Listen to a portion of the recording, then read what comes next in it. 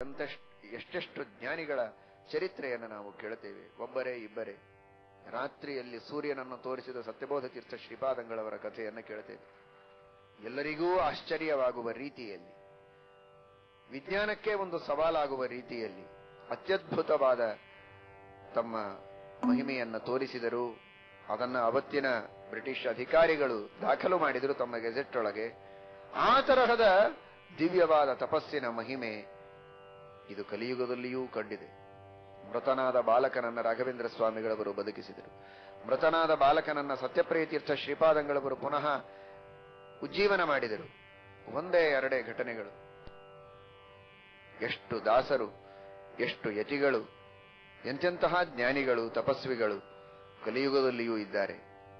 ಇಂತಹ ಶಾಪಾನುಗ್ರಹ ಸಮರ್ಥರಾದ ಇಷ್ಟೆಲ್ಲ ಜನ ಋಷಿಗಳು, ಜ್ಞಾನಿಗಳು, ಮುನಿಗಳು ನಡೆದು ಬಂದ ದಾರಿ ಇದು. ಇಂತಹ ದಾರಿಯಲ್ಲಿ ಎಂದಿಗೂ ನಾವು ಅಶ್ರದ್ಧೆಯನ್ನ ಮಾಡುವುದಕ್ಕೆ ಕಾರಣ ಇಲ್ಲ. ಇದನ್ನು ಬಿಟ್ಟು ಬೇರೆ ದಾರಿಯನ್ನು ನಾವು ನೋಡಿಕೊಳ್ಳುತ್ತೇವೆ ಅಂತನ್ನುವುದು ಸರ್ವಥಾ ಸರಿಯಾದದ್ದಲ್ಲ. ಇದು ಅತ್ಯಂತ ನಿಷ್ಕಂಟಕವಾದಂತಹ ಮಾರ್ಗ, ರಾಜಮಾರ್ಗ ಇದು, ಮೋಕ್ಷ ಮಾರ್ಗ ಇದು. ಈ ವಿಷಯದಲ್ಲಿ ಎಂದೆಂದಿಗೂ ಸಂಶಯ ಬೇಡ ಎಂಬ ಸಾರ್ವಕಾಲಿಕವಾದ ಸತ್ಯವನ್ನ ಯುಧಿಷ್ಠಿರ ಜಗತ್ತಿಗೆ ತಿಳಿಸಿಕೊಡ್ತಾ ಇದ್ದಾನೆ. ಇಷ್ಟೆಲ್ಲ ಇರುವಾಗ ನಾನು ಇವತ್ತೇ ಯುದ್ಧವನ್ನ ಮಾಡುವುದಕ್ಕೆ ಸರ್ವಥಾ ಸಿದ್ಧನಿಲ್ಲ. ಮಾಡುವಂತಹ ಧರ್ಮಗಳಿಗೆ ಅಧರ್ಮಗಳಿಗೆ ದೇವರು ಸಾಕ್ಷಿಯಾಗಿ ಫಲವನ್ನು ಕೊಡುವುದಕ್ಕಿದ್ದಾಗ ನಮ್ಮ ಮನಸ್ಸಿಗೆ ಬಂದಂತೆ ನಾವು ಮಾಡುತ್ತೇವೆ. ದೇವರು ಫಲ ಕೊಡ್ಲಿ ಅಂದ್ರೆ ದೇವರು ಫಲ ಕೊಡೋದಿಲ್ಲ. ನೀನು ದೇವರು ಹೀಗ್ಯಾಕೆ ನಮಗೆ ದುಃಖವನ್ನು ಕೊಡ್ತಾನೆ ಅಂತಂದದ್ದು ಸರಿಯಲ್ಲ. ಆ ಮಾತನ್ನ ಹಿಂದೆ ತೆಗೆದುಕೋ. ನಾವು ಮಾಡುವಂತಹ ನಿನ್ನೆ ದಿವಸ ಸಂಕ್ಷೇಪದಲ್ಲಿ ತಿಳಿದ ಹಾಗೆ ಕರ್ಮಗಳು ಎರಡು ಬಗೆಯಾದದ್ದೂ ಇರುತ್ತೆ. ಪುಣ್ಯವೂ ಇರುತ್ತದೆ, ಪಾಪವೂ ಇರುತ್ತದೆ. ಮನುಷ್ಯ ನಾನು ಯಾವಾಗಲೂ ಪುಣ್ಯನೇ ಮಾಡಿದ್ದೇನೆ ಅಂತ ತಿಳಿದುಕೊಂಡಿದ್ದೇ ಬಹಳ ದೊಡ್ಡ ತಪ್ಪಾಗಿದೆ. ನನಗ್ಯಾಕೆ ದೇವರು ಇಷ್ಟು ಕಷ್ಟ ಕೊಡಬೇಕಾಗಿತ್ತು ಅಂತ. ಯಾಕೆಂದ್ರೆ ನಾನು ಎಂದೂ ಪಾಪ ಮಾಡೇ ಇಲ್ಲ ಅಂತ ತಿಳ್ಕೊಂಡಿದ್ದಾನೆ. ಅದೇ ದೊಡ್ಡ ಪಾಪ ಮೊದಲನೇದು. ಉಳಿತಾರೆ ನಿಂತರೆ ಪಾಪ ಮಾಡ್ತಾನೆ ಮನುಷ್ಯ. ಅನೇಕ ಜನ ಹೇಳೋದುಂಟು, ನಾನೇನು ಮಾಡೋದಿಲ್ಲ, ಸುಮ್ಮನೆ ಮನೆಯಲ್ಲಿ ಕೂತಿರ್ತೇನೆ, ಯಾಕೆ ನನಗೆ ಇಷ್ಟು ಕಷ್ಟ ಆಗ್ತದೆ ಅಂತ. ಸುಮ್ಮನೆ ಕೂಡೋದೇ ಒಂದು ದೊಡ್ಡ ಪಾಪ. ಅದಕ್ಕಿಂತ ದೊಡ್ಡ ಪಾಪನೇ ಇಲ್ಲ.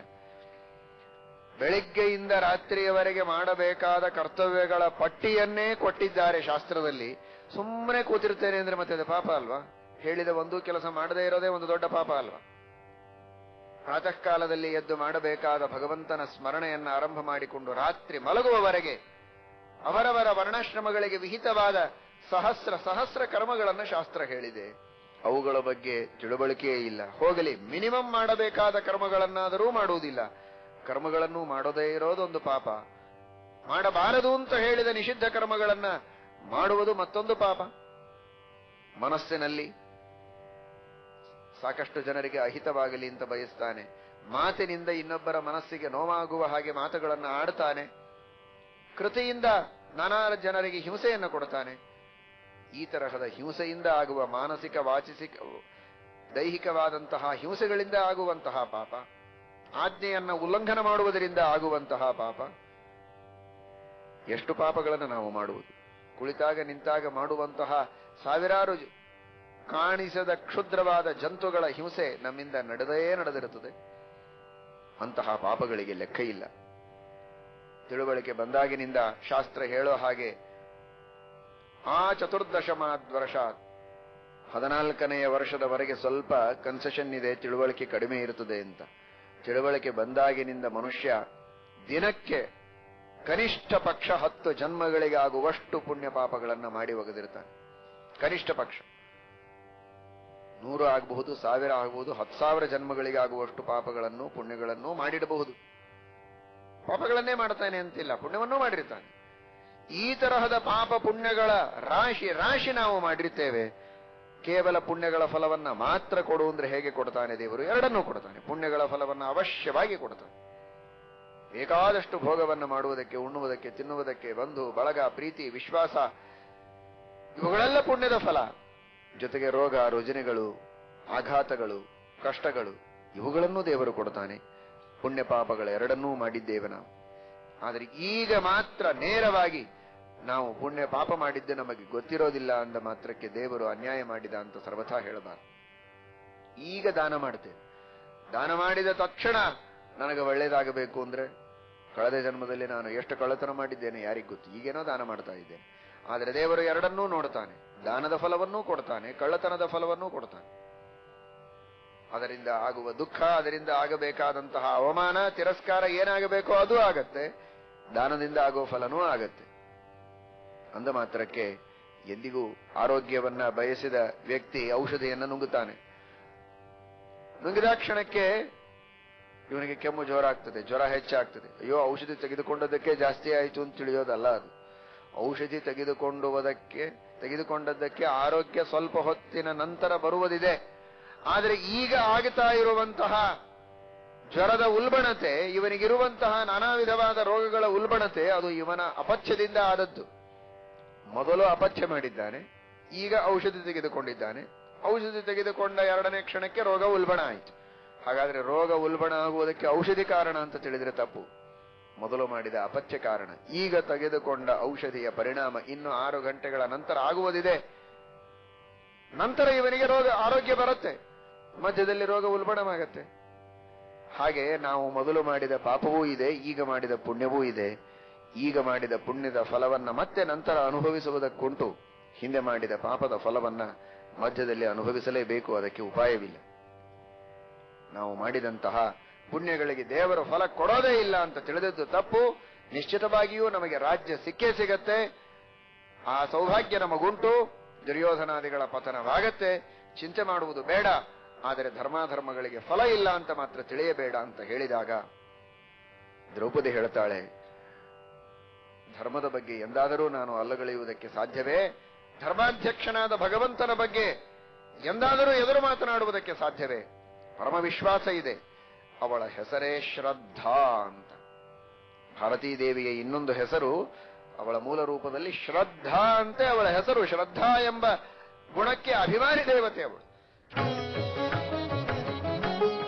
ಆಚಾರ್ಯರು ಬೃಹದಾರಣ್ಯಕ ಭಾಷ್ಯದಲ್ಲಿ ತಿಳಿಸುವಾಗ ಹೇಳ್ತಾರೆ, ಗುರುಭಕ್ತಿ, ಧರ್ಮಗಳ ನಂಬಿಕೆ, ಇನ್ನಿತರ ಯಾವುದೇ ಸತ್ಕಾರ್ಯಗಳನ್ನ ಮಾಡುವಂತಹ ಒಂದು ಪ್ರವೃತ್ತಿ, ಇಂತಹ ಯಾವುದೇ ಒಂದು ಒಳ್ಳೆಯ ಕೆಲಸ ನಡೆಯಬೇಕಾದರೆ ಅದು ವಾಯುದೇವರ ಮಡದಿಯಾದ ಭಾರತೀ ದೇವಿಯ ಡಿಪಾರ್ಟ್ಮೆಂಟ್ ಅದು. ಇವತ್ತು ನಿಮ್ಮೆಲ್ಲರಿಗೆ ಏನಾದರೂ ಅಲ್ಪ ಸ್ವಲ್ಪ ಶ್ರದ್ಧೆ, ಭಕ್ತಿ, ಭಯ, ಭೀತಿ ಇದೆ ಅಂದ್ರೆ ಅದು ಒಳಗಿರುವ ಭಾರತೀ ದೇವಿಯ ಅನುಗ್ರಹ ಅಂತ ಅರ್ಥ. ದ್ರೌಪದಿ ಯಾವುದೋ ಒಂದು ದೇವತೆ ಅಲ್ಲ, ಇದು ಹಳೇ ಹೆಣ್ಮಗಳಿನ ಕಥೆ ಅಲ್ಲ. ಇದು ಇವತ್ತು ನಮ್ಮೆಲ್ಲರ ಮನಸ್ಸಿನಲ್ಲಿ, ಮಾತಿನಲ್ಲಿ ಪ್ರೇರಕಳಾಗಿ ನಿಂತ ಮಹಾಶಕ್ತಿಯೇ ಅವಳು ಭಾರತಿ. ಸಕಲ ವಚನ ಚೇತೋ ದೇವತಾ. ಅಂತಹ ಮಹಾನುಭಾವರು ನಿಮ್ಮೆಲ್ಲರಿಗೂ ಆ ಮನಸ್ಸಿನಲ್ಲಿ ಇದ್ದು ಶ್ರದ್ಧೆಯನ್ನು ಮೂಡಿಸುವ ಮಹಾದೇವಿ. ಅವಳಿಗೆ ಶ್ರದ್ಧೆ ಇಲ್ಲ ಅಂತ ಶ್ರದ್ಧೆಯನ್ನು ಕಲಿಸುವ ಅವಶ್ಯಕತೆ ಇಲ್ಲ. ನನ್ನ ಮಾತಿನ ನಿಜವಾದ ಅಭಿಪ್ರಾಯವನ್ನು ನೀನು ಮಾಡಿಕೋ. ಕೇವಲ ಮನುಷ್ಯ ಶ್ರದ್ಧೆ ಅಂತ ಕುಳಿತರೆ ಸಾಧ್ಯ ಇಲ್ಲ. ಭಾರತೀ ದೇವಿಯ, ದ್ರೌಪದಿ ದೇವಿಯರ ಅಭಿಪ್ರಾಯವನ್ನೇ ಭೀಮಸೇನ ದೇವರು ಇನ್ನೂ ದೃಢವಾಗಿ ತಿಳಿಸ್ತಾ ಇದ್ದಾರೆ. ದೇವರು ಸರ್ವಕರ್ತ, ಸರ್ವಪ್ರೇರಕ ಅನ್ನುವುದು ಪರಮ ಸತ್ಯವಾದ ಮಾತು. ಆದರೆ ಭಗವಂತನದೇ ಒಂದು ಸಂಕಲ್ಪ ಇದೆ. ಅವರವರ ಯೋಗ್ಯತೆ, ಪೂರ್ವಕರ್ಮ ಹಾಗೂ ಇವತ್ತಿನ ಪ್ರಯತ್ನ, ಈ ಮೂರನ್ನೂ ಅನುಸರಿಸಿ ನಾನು ಫಲವನ್ನು ಕೊಡಬೇಕು ಅನ್ನುವ ದೃಢವಾದ ಸಂಕಲ್ಪವನ್ನು ದೇವರು ಇಟ್ಟುಕೊಂಡಿದ್ದಾನೆ. ಅದಕ್ಕೆ ಹೊರತಾಗಿ ದೇವರು ಎಂದೂ ನಮಗೆ ಫಲ ಕೊಡುವುದಿಲ್ಲ. ಇದನ್ನು ಅರ್ಥ ಮಾಡಿಕೊ. ಫಲ ಕೊಡೋದಾದ್ರೆ ದೇವರು ಕೊಟ್ಟು ಬಿಡ್ಲಿ, ನಾನೇನು ಕೆಲಸ ಮಾಡುವುದಿಲ್ಲ ಅಂತನ್ನುವುದು ಬಹಳ ದೊಡ್ಡದಾದಂತಹ ಮೌಢ್ಯ. ಇದು ಮೌಢ್ಯ ಮಾತ್ರ ಅಲ್ಲ, ಇದು ನರಕ ಸಾಧನ. ಉಣ್ಣುವುದಕ್ಕೆ, ತಿನ್ನುವುದಕ್ಕೆ, ನಾನಾ ವಿಧವಾದ ಕಾರ್ಯಗಳನ್ನು ಮಾಡುವುದಕ್ಕೆ ಮನುಷ್ಯನಿಗೆ ಉತ್ಸಾಹ ಇದೆ. ಹಸಿವೆಯಾಯಿತು, ಓಡ್ತಾನೆ ತಿನ್ನುವುದಕ್ಕೆ. ತನಗೇನು ಬೇಕೋ ತೆಗೆದುಕೊಳ್ತಾನೆ, ಅಥವಾ ಕೇಳಿ ಇಸಿದುಕೊಂಡು ಹೊಟ್ಟೆ ತುಂಬ ತಿಂದು ಮಲಗುತ್ತಾನೆ. ಆದರೆ ಯಾವುದಾದ್ರೂ ಒಂದು ಸತ್ಕಾರ್ಯ ಮಾಡು, ಸಂಧ್ಯಾವಂದನ ಮಾಡು, ದೇವರ ಪೂಜೆಯನ್ನು ಮಾಡು, ದಾನ ಧರ್ಮಗಳನ್ನು ಮಾಡು ಅಂತ ಉಪದೇಶ ಮಾಡಿದರೆ ದೇವರ ಪ್ರೇರಣೆಯಾಗಲಿ ಮಾಡುತ್ತೇನೆ ಅಂತಾನೆ. ಏನು ದೇವರ ಪ್ರೇರಣೆ ಅಂದ್ರೆ ಹೇಗಾಗಬೇಕು? ಏನು ದೇವರು ಮೈಕೊಳಗೆ ಬಂದು ಅನೌನ್ಸ್ ಮಾಡಬೇಕಾ? ದೇವರ ಪ್ರೇರಣೆ ಅಂದ್ರೆ ಹೇಗೆ ದೇವರ ಪ್ರೇರಣೆ ಆಗಬೇಕು? ಶಾಸ್ತ್ರಗಳಲ್ಲಿ ಹೇಳಿದ್ದೇ ದೇವರ ಪ್ರೇರಣೆ. ಶಾಸ್ತ್ರಗಳನ್ನ ಗುರುಗಳು ಉಪದೇಶ ಮಾಡ್ತಾರ, ಅದೇ ದೇವರ ಪ್ರೇರಣೆ. ಹಿರಿಯರು ಮನೆಯಲ್ಲಿ ತಂದೆ ತಾಯಿಗಳು ಹೀಗೆ ಮಾಡು, ಹೀಗೆ ಮಾಡಬೇಡ ಅಂತ ಹೇಳ್ತಾರ, ಅದೇ ದೇವರ. ಪ್ರತ್ಯೇಕ ದೇವರು ಹೇಳಬೇಕು ಅಂತಿಲ್ಲ, ದೇವರು ಹೇಳಬೇಕಾದದ್ದನ್ನೆಲ್ಲ ಹೇಳಿಬಿಟ್ಟಿದ್ದಾನೆ. ಮೊನ್ನೆನೇ ತಿಳಿದಿದ್ದೇವಲ್ಲ, ತ್ವಯಾ ಸಮಃ ಕೋನು ಹಿತೋ ಹರೇನಃ. ಅವನು ಹೇಳೋದಷ್ಟು ಯಾರೂ ಹೇಳಿಲ್ಲ. ಅಷ್ಟು ಸೂಕ್ಷ್ಮಾತಿ ಸೂಕ್ಷ್ಮವಾದ ವಿಷಯಗಳನ್ನು ನೀವೇ ಅರ್ಥ ಮಾಡಿಕೊಳ್ಳಿ. ನಾನು ಸುಮ್ಮನೆ ನಿಮಗೆ ಗೈಡ್ ಮಾಡ್ತೇನೆ ಅಂತ ಸ್ಥೂಲವಾಗಿ ಹೇಳಿ ನಾವೇ ಬೇಸತ್ತು ಹಿಂದೆ ಸರಿಯುತ್ತೇವೆ ಶಿಷ್ಯರಿಗೆ ಮಕ್ಕಳಿಗೆ ಹೇಳುವಾಗ. ಆದರೆ ಭಗವಂತ ಯಾವ ಬೇಜಾರಿಲ್ಲದೆ, ಯಾವುದೇ ತರಹದ ನಿರುತ್ಸಾಹ ಇಲ್ಲದೆ ಪರಮೋತ್ಸಾಹದಿಂದ ಅನಂತ ವಿಷಯಗಳನ್ನು ವೇದಗಳಲ್ಲಿ ಮಹಾಭಾರತಾದಿಗಳಲ್ಲಿ ಹೇಳಿ ತುಂಬಿ ಇಟ್ಟಿದ್ದಾನೆ. ಅಷ್ಟು ಹೇಳಿದವರು ಯಾರಿದ್ದಾರೆ? ಇನ್ನೇನು ಪ್ರೇರಣೆ ಮಾಡಬೇಕು? ಹಾಗಾದರೆ ಭಗವಂತ ಸರ್ವವನ್ನೂ ಪ್ರೇರಣೆ ಮಾಡುವ ಸರ್ವಸಮರ್ಥನಾದ, ಸರ್ವಶಕ್ತನಾದ, ಸರ್ವೋತ್ತಮನಾದ ವ್ಯಕ್ತಿ. ಇದರಲ್ಲಿ ಎರಡು ಮಾತಿಲ್ಲ. ಅವನ ಪ್ರೀತಿಯೇ ನಮ್ಮ ಉದ್ದೇಶ. ಇದೇ ಪರಮ ಸತ್ಯ. ಆದರೆ ಭಗವಂತ ಕಣ್ಣಿಗೆ ಕಾಣುವ ವಸ್ತು ಅಲ್ಲ. ನಮ್ಮ ಅನುಭವಕ್ಕೆ ಗೋಚರನಾಗುವ ವ್ಯಕ್ತಿ ಅಲ್ಲ. ಭಗವಂತನ ಪ್ರೇರಣೆ ನಮ್ಮ ಅನುಭವಕ್ಕೆ ಬರುವಂತಹ ವಸ್ತು ಅಲ್ಲ. ಹಾಗಾದರೆ ಭಗವಂತನ ಪ್ರೇರಣೆ ಇದೆ ಎನ್ನುವುದನ್ನು ನಾವು ಶಾಸ್ತ್ರದಿಂದ ತಿಳಿಯಬೇಕು, ಯುಕ್ತಿಯಿಂದ ತಿಳಿಯಬೇಕು. ಶಾಸ್ತ್ರ ಹೇಳುತ್ತದೆ ದೇವರು ಸ್ವತಂತ್ರ ಸರ್ವಕರ್ತ ಎಂಬುದಾಗಿ. ನಾನು ಆಲೋಚನೆ ಮಾಡಿದಾಗ ನನ್ನ ಅನುಭವಕ್ಕೆ ಬರುತ್ತದೆ. ಹೌದು, ನಾನೇ ಸ್ವತಂತ್ರ ಕರ್ತೃವಾಗಿದ್ದರೆ ಜೀವನದಲ್ಲಿ ಯಾವಾಗಲೂ ನನಗೆ ಸುಖವೇ ಇರಬೇಕಾಗಿತ್ತಲ್ಲ, ಯಾಕೆ ದುಃಖ ಬರುತ್ತದೆ? ನನ್ನ ಮನಸ್ಸಿಗೆ ಏನು ಬರುತ್ತೋ ಅದನ್ನ ಮಾಡಿ ನಾನು ಯಶಸ್ವಿಯಾಗಿ ಬಿಡಬೇಕು. ಎಷ್ಟು ಕೆಲಸಗಳಲ್ಲಿ ನಾನು ಅಪಯಶಸ್ಸನ್ನು ಹೊಂದುತ್ತೇನೆ, ಎಷ್ಟು ಕಾರ್ಯಗಳು ನನ್ನ ಮನಸ್ಸಿಗೆ ವಿರುದ್ಧವಾಗಿ ನಡೆಯುತ್ತದೆ. ನನ್ನ ಮನಸ್ಸಿಗೆ ವಿರುದ್ಧವಾಗಿ ಸುತ್ತಮುತ್ತಲಿನವರು, ಇಷ್ಟಮಿತ್ರರು, ಬಾಂಧವರು, ಹೆಂಡತಿ ಮಕ್ಕಳು ಮಾಡುವುದಲ್ಲ. ನಾನೇ ನನ್ನ ಮನಸ್ಸಿಗೆ ವಿರುದ್ಧವಾಗಿ ವರ್ತನೆ ಮಾಡುತ್ತೇನೆ. ನನ್ನ ನಾಲಿಗೆಯನ್ನು ನಾನೇ ಕಚ್ಚಿಕೊಳ್ತೇನೆ, ದುಃಖ ಪಡ್ತೇನೆ. ನಾಲಿಗೆ ನನ್ನದೇ, ಹಲ್ಲು ನನ್ನದೇ, ಕಚ್ಚಿಕೊಂಡದ್ದು ನಾನೇ. ಆದರೆ ಕಚ್ಚಿಕೊಳ್ಳುವುದು ನನಗೆ ಬೇಡ. ನನ್ನ ನಾಲಿಗೆಯನ್ನು ನಾನೇ ಕಚ್ಚಿಕೊಳ್ತೇನೋ ಇಲ್ಲವೋ, ಅಷ್ಟೂ ನನಗೆ ಸ್ವಾತಂತ್ರ್ಯ ಇಲ್ಲ. ಹಾಗಾದರೆ ನಾನು ಸ್ವತಂತ್ರ ಕರ್ತೃವಲ್ಲ. ನನ್ನ ಮನಸ್ಸಿಗೆ ವಿರುದ್ಧವಾದ ವರ್ತನೆಗಳು ಆಗತ್ತೆ. ನಾನು ಶ್ರದ್ಧಾಳು, ನಾನೊಬ್ಬ ಆಸ್ತಿಕ, ಇಂತಹ ಕೆಲಸ ಮಾಡಿದರೆ ನರಕವಾಗ್ತದೆ ಅಂತ ಗೊತ್ತು, ಇಂತಹ ಕೆಲಸ ಮಾಡಿದರೆ ಮಹಾಪಾಪ ಅಂತ ಶಾಸ್ತ್ರದಲ್ಲಿ ಹೇಳಿದ್ದಾರೆ ಅಂತ ಗೊತ್ತು, ಅಪನಂಬಿಕೆಯೂ ಇಲ್ಲ, ಆದರೆ ಆ ಕೆಲಸ ಮಾಡ್ತಾನೆ. ಇದರಿಂದ ನನಗೆ ದುಃಖವಾಗತ್ತೆ ಅಂತ ಗೊತ್ತಿದ್ದರೂ ಆ ಕೆಲಸ ಮಾಡ್ತಾನೆ. ಇದರ ಅರ್ಥ ಯಾರದೋ ಒಂದು ಒತ್ತಡ ಇದೆ, ಪ್ರೇರಣೆ ಇದೆ. ನಾನು ಸ್ವತಂತ್ರನಲ್ಲ. ಅತೀ ಸುಲಭವಾದಂತಹ ಸಹಜವಾಗಿ ಯಾವ ಪುಣ್ಯ ಕಾರ್ಯಗಳನ್ನು ಮಾಡ ಪಕ್ಕದಲ್ಲಿದ್ದವರೇ ಪುಣ್ಯ ಸಾಧನೆಯನ್ನ ಮಾಡ್ತಾ ಕುಳಿತಿರ್ತಾರೆ. ಪವಿತ್ರವಾದ ಹರಿದಿನ ಏಕಾದಶಿ ಉಪವಾಸ ಮಾಡುತ್ತಾರೆ, ಹರಿನಾಮ ಸ್ಮರಣೆ ಮಾಡುತ್ತಾರೆ, ಅಖಂಡವಾಗಿ ಭಜನೆ, ದೇವರ ಸೇವೆ, ಪ್ರದಕ್ಷಿಣೆ, ನಮಸ್ಕಾರ, ಪಾರಾಯಣ, ಚಿಂತನ ಪಕ್ಕದಲ್ಲಿಯೇ. ಇವನಿಗೆ ಎಲ್ಲನೂ ಮಾಡಬೇಕು ಅಂತ ಗೊತ್ತು, ಆದರೂ ಇಡೀ ದಿವಸ ವ್ಯರ್ಥ ಕಾಲ ಹರಣ ಮಾಡ್ತಾನೆ. ಉಪವಾಸ ಮಾಡೋದಿಲ್ಲ, ಮಾಡಿದರೂ ಹರಿನಾಮ ಸ್ಮರಣೆ ಮಾಡುವುದಿಲ್ಲ, ಹಾಳು ಹರಟೆ ಹೊಡಿತಾನೆ, ಟಿವಿ ನೋಡ್ತಾನೆ, ಏನೋ ಕೆಲಸ ಮಾಡ್ತಾ ಕಾಲ ಕಳೀತಾನೆ. ಅಂತೂ ಇಂತೂ ಸಾಧನೆ ಮಾಡಬೇಕು ಅಂತ ಗೊತ್ತಿದ್ದರೂ, ಮಾಡುವ ಶಕ್ತಿ ಇದ್ದರೂ, ಅವಕಾಶ ಇದ್ದರೂ, ಉದಾಹರಣೆ ಪಕ್ಕದಲ್ಲಿದ್ದರೂ ಮಾಡ್ಲಿಕ್ಕಾಗೋದಿಲ್ಲ. ಹಾಗಾದ್ರೆ ಏನಿದು? ನನಗೆ ಮಾಡಬೇಕು ಅಂತಿದೆ, ಆದ್ರೆ ಆಗ್ತಾ ಇಲ್ಲಲ್ಲ. ಒಳ್ಳೆಯ ಕೆಲಸ ಮಾಡಬೇಕು ಅಂದ್ರೆ ಆಗೋದಿಲ್ಲ, ಕೆಟ್ಟ ಕೆಲಸ ಬೇಡ ಅನಿಸಿದ್ರೂ ಆಗ್ತಾ ಇದೆ.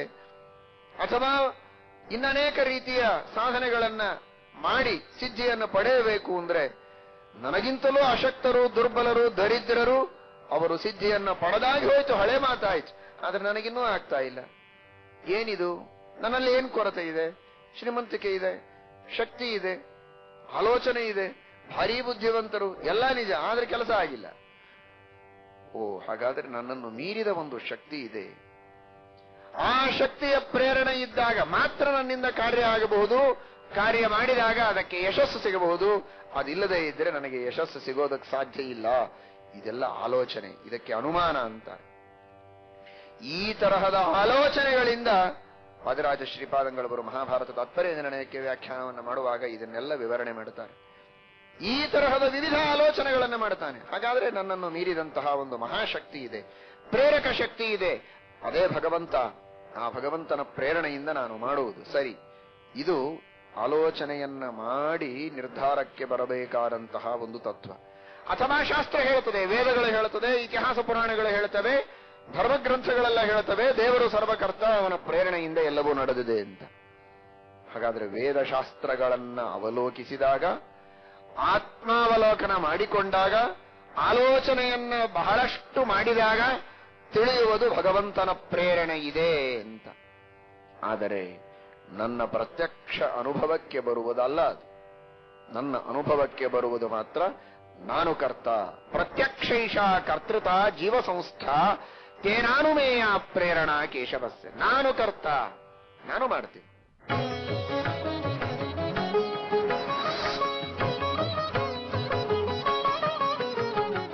Sri Raghuthamma Tours, Bangalore. For North India and Nepal Pilgrim Yatra and for South India Pilgrim Yatra, packages available at best prices. Contact.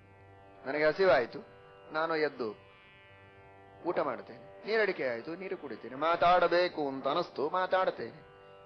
ಇಷ್ಟು ತಾನೇ ನಮ್ಮ ನಿಮ್ಮೆಲ್ಲರ ಅನುಭವ. ಇದರ ಬಗ್ಗೆ ಯಾರಿಗಾದರೂ ಬೇರೆ ಅನುಭವ ಬಂದಿದ್ರೆ ಹೇಳಿ. ಯಾರಿಗೂ ಇಲ್ಲ. ನನಗೆ ಮೊದಲಿಗೆ ತೋಚುತ್ತದೆ, ಅದನ್ನು ಮಾಡಬೇಕು ಅಂತ ನಿರ್ಧಾರ ಮಾಡ್ತೇನೆ, ಬಯಸ್ತೇನೆ, ಮಾಡ್ತೇನೆ, ಪ್ರಯತ್ನ ಮಾಡಿ ಮುಗಿಸ್ತೇನೆ. ಜ್ಞಾನ ಮೊದಲಿಗೆ ತಿಳುವಳಿಕೆ, ಹೀಗಿದೆ ಅಂತ, ಇದರಿಂದ ಹೀಗಾಗತ್ತೆ ಅಂತ ನನಗೆ ಗೊತ್ತು. ಅದನ್ನು ಮಾಡಬೇಕು ಅಂತ ಬಯಸ್ತೇನೆ, ಬಯಸಿದಂತೆ ಪ್ರಯತ್ನ ಮಾಡ್ತೇನೆ, ಮುಂದೆ ಯಶಸ್ಸು ಸಿಗತ್ತೆ. ಇಷ್ಟೇ ಇರೋದು. ಹಾಗಾದರೆ ನನ್ನಲ್ಲಿ ಕರ್ತೃತ್ವ ಇದ್ದದ್ದು ನನ್ನ ಅನುಭವಕ್ಕೆ ಬರುವಂತಹ ಮಾತು. ಅನುಭವಕ್ಕೆ ವಿರುದ್ಧವಾಗಿ ಯಾವ ಶಾಸ್ತ್ರಗಳು ಹೇಳೋದಿಲ್ಲ. ನಹ್ಯಾಗಮ ಸಹಸ್ರಮಪಿ ಘಟಂ ಪಠಯಿತು ಮೀಶತೆ. ಸಾವಿರ ಶಾಸ್ತ್ರಗಳು, ಸಾವಿರ ಯುಕ್ತಿಗಳು ಬಂದರೂ ಎದುರಿಗಿದ್ದ ಮೈಕನ್ನ ಕಲ್ಲು ಅಂತ ಹೇಳಿದರೆ ನಾವು ಯಾರೂ ನಂಬುವುದಕ್ಕೆ ತಯಾರಾಗುವುದಿಲ್ಲ, ಎದ್ದು ಹೋಗ್ತೇವಷ್ಟೇ. ಹೇಳುವವರಿಗೆ ಬುದ್ಧಿ ಇಲ್ಲ ಅಂತ. ಇದು ಮೈಕೆ. ಕಂಡದ್ದನ್ನ ಸುಳ್ಳು ಅನ್ನುವಂತಿಲ್ಲ. ನಾವು ಕರ್ತೃಗಳಾಗಿದ್ದೇವೆ. ಇದು ನಮ್ಮೆಲ್ಲರ ಅನುಭವಕ್ಕೆ ಬರುವಂತಹ ಮಾತು. ಹಾಗಾಗಿ ದೇವರು ಪ್ರೇರಣೆ ಮಾಡಿದ ಹಾಗೆ ನಾನು ಮಾಡ್ತೇನೆ ಅಂತ ಕಾರ್ಯವನ್ನ ಮಾಡದೆ ಸುಮ್ಮನೆ ಕೂಡುವುದಕ್ಕೆ ಸಾಧ್ಯ ಇಲ್ಲ. ಒಬ್ಬರಿದ್ದಾರೆ ನನ್ನ ಬಾಸ್, ಅವರು ಬಂದು ಹೇಳಿ ನಾನು ಕೆಲಸ ಮಾಡ್ತೇನೆ, ಅವ್ರು ಹೇಳದೇ ಇದ್ರೆ ನಾನು ಮಾಡೋದಿಲ್ಲ ಅಂತ ಅವಶ್ಯವಾಗಿ ಅನ್ಬಹುದು. ಯಾಕೆಂದ್ರೆ ಆ ಬಾಸ್ ಬರ್ತಾರೆ, ಬಂದದ್ದು ನಿಮಗೆ ಕಾಣಿಸ್ತದೆ, ಅವರು ಹೇಳಿದ್ದು ನಿಮಗೆ ಕೇಳಿಸ್ತದೆ, ಕೇಳಿಸಿದಂತೆ ನೀವು ಮಾಡ್ತೀರಾ. ಆಗ ನೀವು ಅವರ ಮೇಲೆ ಡಿಪೆಂಡ್ ಆಗಬಹುದು. ಅವ್ರು ಹೇಳಿದ ಹಾಗೆ ನಾನು ಕೇಳ್ತೇನೆ, ಏನ್ ತೊಂದರೆ ಇಲ್ಲ ಅಂತ. ಆದರೆ ಯಾರು ಬಂದದ್ದು ಕಾಣಿಸುವುದೂ ಇಲ್ಲ, ಅವರು ಹೇಳಿದ್ದು ಕೇಳಿಸೋದೂ ಇಲ್ಲ, ಅಂಥವರ ಪ್ರೇರಣೆ ಆಗಲಿ ಆಮೇಲೆ ನಾನು ಮಾಡ್ತೇನೆ ಅಂದ್ರೆ ಆ ಪ್ರೇರಣೆ ಮಾಡಿದ್ದೇ ನಿನಗೆ ಗೊತ್ತಾಗೋದಿಲ್ಲ. ಆಮೇಲೆ ಮಾಡ್ತೀನಿ ಅನ್ನೋ ಮಾತಿಗೆ ಅರ್ಥವೇ ಇಲ್ಲ. ಹಾಗೆ ಹೇಳಲೇ ಇಲ್ಲ ಶಾಸ್ತ್ರ. ಶಾಸ್ತ್ರವೇ ದೇವರ ಆಜ್ಞೆ, ಆ ಪ್ರೇರಣೆಗೆ ಅನುಗುಣವಾಗಿ ನೀನು ಮಾಡು ಅಂತ ಹೇಳಿದ್ದಷ್ಟೇ ಹೊರತು ಪ್ರತ್ಯಕ್ಷವಾಗಿ ದೇವರ ಪ್ರೇರಣೆ ನಿನ್ನ ಅನುಭವಕ್ಕೆ ಗೋಚರ ಆದಾಗ ನೀನು ಮಾಡು ಅಂತ ಶಾಸ್ತ್ರ ಹೇಳಿಲ್ಲ. ಹಾಗೆ ಅನುಭವಕ್ಕೆ ಗೋಚರವಾಗುವುದೂ ಇಲ್ಲ. ನಾವು ಶಾಸ್ತ್ರದಲ್ಲಿ ವಿಹಿತವಾದ ಕರ್ಮಗಳನ್ನು ಮಾಡಬೇಕು. ಮಾಡಿದ ಮೇಲೆ ನಾನು ಸ್ವತಂತ್ರನಲ್ಲ, ಇದು ದೇವರ ಪ್ರೇರಣೆಯಿಂದ ನಡೆಯಿತು ಅಂತ ನಂತರದಲ್ಲಿ ಶಾಸ್ತ್ರದ ಮೂಲಕ ತಿಳಿದು ದೇವರಿಗೆ ಸಮರ್ಪಣೆ ಮಾಡುವುದಷ್ಟೇ ನಮ್ಮ ಕೆಲಸವೇ ಹೊರತು ದೇವರ ಪ್ರೇರಣೆಯನ್ನ ಅನುಭವಾರೂಢ ಮಾಡಿಕೊಂಡು ನಂತರದಲ್ಲಿ ಕಾರ್ಯಪ್ರವರ್ತನಾಗ್ತೇನೆ ಎನ್ನುವುದು ಇದು ಶಾಸ್ತ್ರಕ್ಕೆ ಸಮ್ಮತವಾದ ಮಾತಲ್ಲ. ಇದು ಅನುಭವಕ್ಕೆ ಸಮ್ಮತವಾದ ಮಾತೂ ಅಲ್ಲ. ಇದು ಕಾರ್ಯಗಳಿಂದ ತನ್ನನ್ನು ತಾನು ತಪ್ಪಿಸಿಕೊಳ್ಳುವುದಕ್ಕೆ ಮಾಡುವಂತಹ ಒಂದು ತಪ್ಪಿಸಿಕೊಳ್ಳುವ ದಾರಿಯೇ ಹೊರತು ಬೇರೆ ಇನ್ನೇನಲ್ಲ ಅಂತ ಭೀಮಸೇನ ದೇವರು, ದ್ರೌಪದಿ ದೇವಿಯರು ಇದನ್ನು ದೃಢವಾಗಿ ಯುಧಿಷ್ಠಿರನಿಗೆ ಪ್ರತಿಪಾದನೆ ಮಾಡ್ತಾ ಇದ್ದ. ಆದ್ದರಿಂದ ಶಾಸ್ತ್ರಕ್ಕೆ ಅನುಗುಣವಾಗಿ ಕರ್ತವ್ಯ ಕರ್ಮಗಳೇನು ಅಂತ ಮೊದಲಿಗೆ ಚೆನ್ನಾಗಿ ಅರ್ಥ ಮಾಡಿಕೊ. ಎಲ್ಲವನ್ನೂ ದೇವರೇ ಮಾಡುವುದಾಗಿದ್ರೆ ವಿಧಿ ನಿಷೇಧಗಳು ಯಾರಿಗೆ? ಸಂಧ್ಯಾವಂದನ ಮಾಡು, ದೇವರಿಗೆ ನಮಸ್ಕಾರ ಮಾಡು, ತಂದೆ ತಾಯಿಗಳಿಗೆ ನಮಸ್ಕಾರ ಮಾಡು, ಫಲಾಂಡು ಭಕ್ಷಣ ಮಾಡಬೇಡ, ಪರಸ್ತ್ರೀಗ ದರ್ಶನ ಮಾಡಬೇಡ, ಇತ್ಯಾದಿ ನಾನಾ ವಿಧವಾದಂತಹ ವಿಧಿ ನಿಷೇಧಗಳು ಒಂದೇ ಎರಡೇ ಶಾಸ್ತ್ರಗಳಲ್ಲಿ ಸಾಕಷ್ಟು ಇವೆ. ಇದನ್ಯಾವುದನ್ನು ಮಾಡೋ ಅವಶ್ಯಕತೆನೇ ಇರಲಿಲ್ಲ. ಯಾಕೆಂದ್ರೆ ಮಾಡಿಸುವುದೆಲ್ಲ ದೇವರು, ದೇವರಿಗೆ ನಾವು ಹೇಳುವವರು ಯಾರು? ಹಾಗಾದ್ರೆ ಹೇಳಬೇಕಾದದ್ದು ಜೀವರಿಗೆ, ಜೀವರಿಗೆ ಸ್ವಾತಂತ್ರ್ಯ ಇಲ್ಲ. ಜೀವರಿಗೆ ಸ್ವಾತಂತ್ರ್ಯವಿಲ್ಲ ಅಂದ ಮೇಲೆ ಯಾವ ಶಾಸ್ತ್ರಗಳು ಜೀವರಿಗೆ ಏನನ್ನೂ ಹೇಳಬಾರದಾಗಿತ್ತು. ಶಾಸ್ತ್ರಗಳು ವಿಧಿ ನಿಷೇಧಗಳನ್ನು ಮಾಡ್ತಾ ಇವೆ. ಇದರ ಅರ್ಥ ಜೀವರಿಗೆ ಶಾಸ್ತ್ರದ ಮಾತುಗಳ ತಿಳುವಳಿಕೆ ಇದೆ. ಈ ಮೈಕಿಗೆ ನಾವೇನು ವಿಧಿ ನಿಷೇಧ ಮಾಡೋ ಹಾಗಿಲ್ಲ. ಜಾಸ್ತಿ ಮಾತನಾಡಬೇಡ, ಸುಮ್ಮನೆ ಇರು ಅಂತ ಮೈಕಿಗೆ ಹೇಳ್ತೀರಾ, ನಮಗೆ ಹೇಳ್ತೀರಿ. ಮೈಕಿಗೆ ತಿಳುವಳಿಕೆ ಇಲ್ಲ. ನಮಗೆ ಹೇಳಬಹುದು, ಜೀವರಿಗೆ ಹೇಳಬಹುದು, ಚೇತನಕ್ಕೆ ಹೇಳಬಹುದು. ಹಾಗಾದರೆ ಪ್ರತಿಯೊಬ್ಬ ಚೇತನನಿಗೆ ತಿಳುವಳಿಕೆ ಇದೆ. ಅದಕ್ಕಾಗಿ ಶಾಸ್ತ್ರ ಜೀವರಿಗೆ ಆದೇಶವನ್ನು ನೀಡುತ್ತದೆ, ಹೀಗೆ ಮಾಡು, ಹೀಗೆ ಮಾಡಬೇಡ ಅಂತ. ಅದು ನಿಮಗೆ ಅರ್ಥವಾಗತ್ತಲ್ಲ, ಅರ್ಥವಾಗತ್ತೆ ಎಂದ ಮೇಲೆ ಆ ವಿಧಿ ನಿಷೇಧಗಳಿಗೆ ನೀವು ಪಾತ್ರರು. ಆ ರೀತಿ ಕರ್ಮವನ್ನು ಮಾಡುವ ಶಕ್ತಿ ನಿನಗುಂಟಲ್ಲ, ಹಾಗಾದರೆ ನೀನು ಆ ವಿಧಿ ನಿಷೇಧಗಳಿಗೆ ಬದ್ಧ. ಕರ್ಮಗಳನ್ನು ಮಾಡಿದಾಗ ಅದಕ್ಕೆ ಫಲವನ್ನು ಅನುಭವಿಸಿದ್ದು ನಿನಗೆ ಸಾಕ್ಷಿ ಸಿದ್ಧವಾಗಿದೆ, ತಿಳುವಳಿಕೆ ಇದೆ. ತಿಳುವಳಿಕೆ ಬಂದಂತೆ ಇಚ್ಛೆ ಮಾಡಬಹುದು, ಇಚ್ಛೆ ಮಾಡಿದಂತೆ ಪ್ರಯತ್ನವನ್ನು ಮಾಡಿ ಕಾರ್ಯವನ್ನು ಮಾಡಿ ಫಲವನ್ನು ಅನುಭವಿಸುವಂತಹ ಅರ್ಹತೆ ನಿನಗಿದ್ದ ಮೇಲೆ ಯಾಕೆ ತಲೆ ಕೆಡಿಸಿಕೊಳ್ತೀಯ? ನನಗೇನು ಸಂಬಂಧ ಇಲ್ಲ, ಇದೆಲ್ಲವೂ ದೇವರದು ಅಂತ.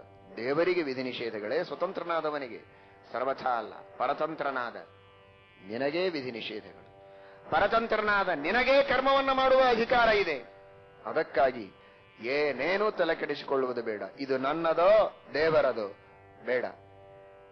ನನ್ನ ಅನುಭವಕ್ಕೆ ಇದ್ದದ್ದು ಇದು ನನ್ನದು. ನನ್ನ ತಿಳುವಳಿಕೆ, ನನ್ನ ಇಚ್ಛೆ, ನನ್ನ ಪ್ರಯತ್ನ, ಇದು ನನ್ನ ತಿಳುವಳಿಕೆಗೆ ಬರುವಂತಹ ವಸ್ತು.